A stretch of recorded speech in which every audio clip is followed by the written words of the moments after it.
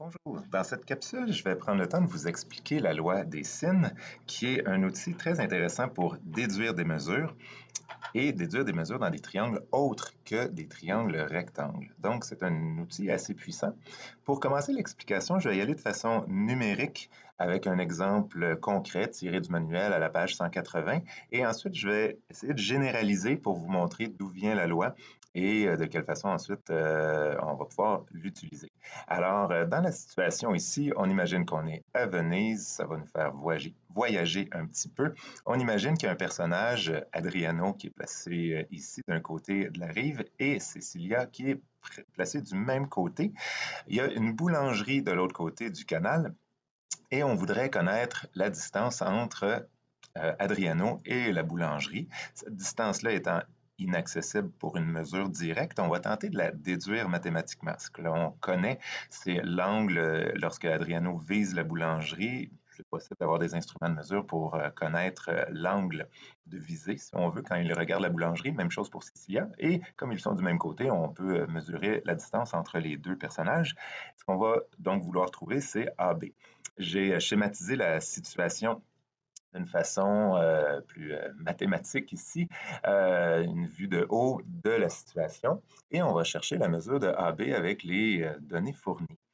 Donc, l'idée ici, comme on n'a pas de triangle rectangle, il va falloir en créer parce que les rapports trigonométriques ne peuvent s'utiliser que dans des triangles rectangles. Donc, on va, dans un premier temps, une façon de créer un triangle rectangle peut être d'abaisser une hauteur. Et si j'abaisse la hauteur issue de A, comme cette hauteur arrive perpendiculairement sur le côté opposé, au sommet A, ben, je viens de créer des triangles, deux triangles rectangles. Et donc, ici, on va regarder les deux triangles, celui de gauche et celui de droite, créés par la hauteur issue de A. Comme je cherche la mesure de AB, ben, idéalement, il faudrait que dans les équations ou dans les relations que je vais écrire, que j'utilise la mesure de AB. Donc, ce que je pourrais faire, c'est regarder le triangle de droite, rechercher cet angle-ci qu'on peut déduire assez facilement. D'ailleurs, on pourrait le faire en premier. La mesure de l'angle B, comme la somme des angles dans un triangle vaut 180 degrés. Pour trouver la mesure de l'angle B, on fera 180 moins la mesure de l'angle A, moins la mesure de l'angle C. On va obtenir donc 75 degrés. Et à partir de cette information-là, ben, comme j'ai un triangle rectangle qui implique la ligne mauve, je vais lui donner un nom. C'est une hauteur, comme c'est une hauteur issue de A, je vais mettre un A en indice. Et comme je veux impliquer mon côté AB, qui est l'hypoténuse dans le triangle de droite, et que l'angle que j'ai aussi la ligne mauve qui est son côté opposé, ben, le rapport trigonométrique à utiliser, ça va être le rapport sinus. Donc, je vais avoir une relation ici qui va pouvoir mettre, c'est-à-dire que je vais pouvoir écrire que le sinus de 75 degrés, c'est égal au rapport qui met le côté opposé, donc HA, en relation avec l'hypoténuse, qui est la mesure de AB. Jusque-là, je ne peux pas résoudre, j'ai deux inconnus, mais j'ai un deuxième triangle rectangle. Et ce deuxième triangle rectangle-là est à gauche. Et encore une fois, avec l'angle de 65 degrés, je remarque que je pourrais mettre en relation le côté opposé et l'hypoténuse, puisque je connais l'hypoténuse. Alors, j'aurais la relation suivante, le sinus de 65 degrés serait égal au côté opposé, encore une fois la hauteur issue de A, sur l'hypoténuse. Et l'hypoténuse ici mesure 350 mètres. Qu'est-ce que j'observe dans ces deux équations-ci? C'est que j'ai la même inconnue qui est la hauteur issue de A. Je pourrais donc tenter d'isoler la hauteur issue de A. Ce que ça donnerait dans la première équation, la hauteur issue de A, si je veux l'isoler, je vais faire fois mesure de AB de chaque côté. OK, ici mon segment. Donc, fois mesure de AB, ça me donnerait mesure de AB fois sin de 75 degrés. Donc, c'est une équation tout à fait équivalente à la première équation du haut ici. Je vais faire la même chose dans la deuxième équation. Je vais vouloir isoler la mesure de la hauteur issue de A. Je vais faire fois 350 de chaque côté et ça va me donner 350 fois le sin de 65 degrés. L'avantage de passer par là, c'est que je remarque que je peux utiliser une des techniques vues pour résoudre un système d'équations. Je peux utiliser la méthode de comparaison. Comme la hauteur issue de A, c'est nécessairement la même valeur ici à gauche, ben, les côtés droits de chaque équation sont aussi égaux, évidemment. Ça m'amène donc une nouvelle équation et par comparaison, je peux établir que la mesure de AB fois le sinus de 75 degrés, c'est égal à l'expression 350 fois le sinus de 65 degrés. Et là, tout d'un coup, ben, je me rends compte que j'ai une seule inconnue. Et cette inconnue-ci, c'est la mesure de AB. Tout le reste, je le connais. Si je veux isoler la mesure de AB, ben, je vais diviser par sin de 75 de chaque côté et je vais donc obtenir 350 fois le sinus de 65 degrés divisé par le sinus de 75 degrés. Et là, ben, je me rends compte que concrètement, là, mon problème, il est terminé. Je prends ma calculatrice et je calcule et ça va me donner approximativement, je vous laisse le calculer pour valider que vous rentrez bien les données. Il faut faire attention à la parenthèse, sin de 65, bien fermer la parenthèse, et vous devriez obtenir environ 328,40 mètres pour la distance entre A et B. Cette mesure-là, au départ, n'était pas trouvable ni par Pythagore, ni directement à l'aide d'un sin, d'un cos ou d'une tangente. Donc, on vient de passer par un processus qui a fait apparaître une hauteur, mais vous voyez que la hauteur dans l'équation qui était ici, tout d'un coup, elle était disparue. Donc, ce n'était pas une donnée qu'on avait de toute façon, mais on l'a utilisée dans notre raisonnement. L'idée ici, on va généraliser un petit peu plus pour éviter d'avoir à appliquer ce raisonnement-là à chaque fois, bien qu'il fonctionnerait, mais on va essayer de trouver une façon un petit peu plus simple pour arriver à une loi, qui sera la loi des sinus, qui va nous permettre de déduire de la même façon la mesure qu'il nous manquait, mais avec une règle facile d'utilisation. Pour généraliser, au lieu d'utiliser des mesures concrètes, on va remplacer cette relation-là avec les côtés. Alors, avec le nom des côtés. Et on va avoir donc mesure de AB, ça l'allait, il était déjà identifié avec les extrémités du segment. Mais sin de 75, on va aller voir dans le dessin, c'était le sinus de l'angle B. Donc, on avait mesure de AB fois le sinus de l'angle B dans notre dessin. Et si on généralise le côté droit, le 350, c'était la mesure de AC. Donc, mesure de AC fois le sinus de 65 et l'angle de 65, c'était l'angle C. Donc, fois le sinus de l'angle C. Déjà là, on a une sorte de formule, de recette qu'on pourrait appliquer, mais pour la rendre encore plus facile à utiliser, on pourrait faire la transformation suivante. On va diviser chaque côté de l'équation par sinus de C. Fait que si je divise par sinus de C du côté gauche, je vais avoir mesure de AB divisé par sinus de C, mais je vais en même temps diviser par le sinus de B. Donc, je fais deux divisions en même temps des deux côtés. Donc, la division par le sinus de B élimine à gauche le sinus de B. Et à droite, j'ai déjà la mesure de AC qui ne bouge pas.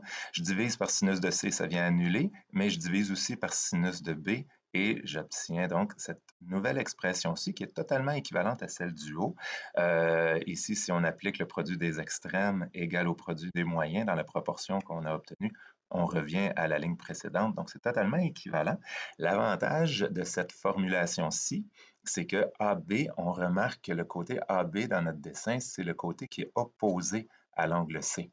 Donc, ici, AB étant opposé à l'angle C, on a mis en relation des côtés et l'angle opposé à ce côté-là. AC, c'est le même principe. Si on va voir AC dans notre dessin, on se rend compte que c'est le côté qui est opposé à l'angle B. Puis, donc, la mesure de AC est mise en relation avec le sinus de l'angle B. Donc, dans le fond, ce serait une formule ou une loi qu'on pourrait appliquer en tout temps à l'aide du raisonnement qu'on a appliqué, qui était vrai, chaque étape était légale, si on veut.